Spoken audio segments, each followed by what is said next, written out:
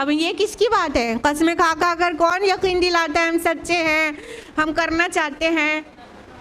منافقون. تو کانٹیکسٹ پیچھے سے تو چل ہی رہا ہے.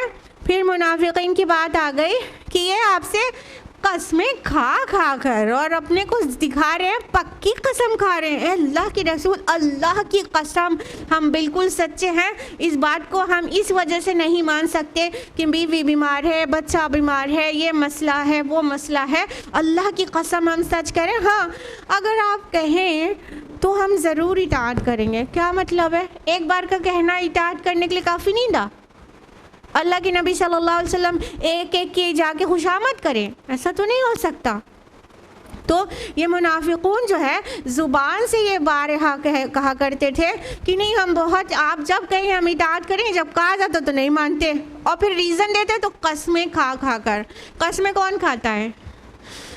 ہاں بالکل صحیح، آپ لوگ ایک دم اچھی طرح یہ بات سمجھتے ہیں. اس کا مطلب کہ قسمیں جھوٹا انسان کھاتا ہے. کیوں؟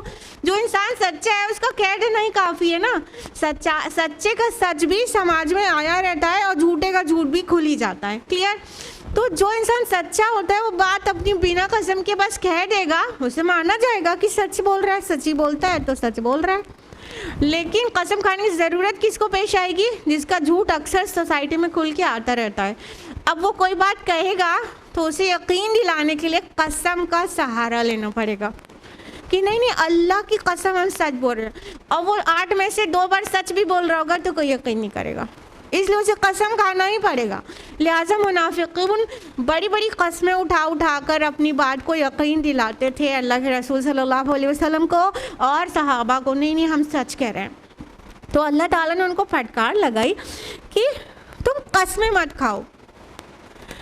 طاعت معروفہ یہ دوہرے معنی میں آ رہی ہے. ایک تو اس کو ٹرانسلیٹ ایسے بھی کر سکتے ہیں جو ہم نے پہلے کیا کہ بس معروف طریقے سے اطاعت اختیار کرو، اور دوسری طرح سے اس کو نیگیٹو سینس میں بھی سمجھ سکتے ہیں کہ طاعت معروفہ تمہاری جو اطاعت ہے نا وہ بہت معروف ہے، ویل نون ہے، سب جانتے ہیں، تمہاری اطاعت معلوم ہے، قسمیں مت کھاؤ، تمہاری اطاعت جانتے ہیں.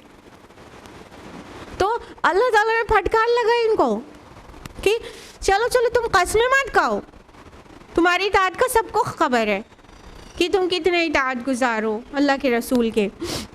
اور آگے اللہ تعالیٰ نے اپنے خبیر ہونے کا خبر دے دی کہ جو کچھ تم کر رہے ہو نا اللہ تعالیٰ اس سے باخبر ہے. تم قسمیں کھا کھا کے رسول کو یقین دلا لو اور مومنون کو یقین دلا لو کہ تم سچ کہہ رہے ہو کہ اللہ تعالیٰ خوب اچھی طرح جانتے ہیں تمہارے اعمال کو، اور تم اللہ تعالیٰ سے کوئی چیز چھپا نہیں سکتے، تم اللہ تعالیٰ سے جھوٹ بول کے کامیاب نہیں ہو سکتے. اللہ تعالیٰ بہت خبردار ہے.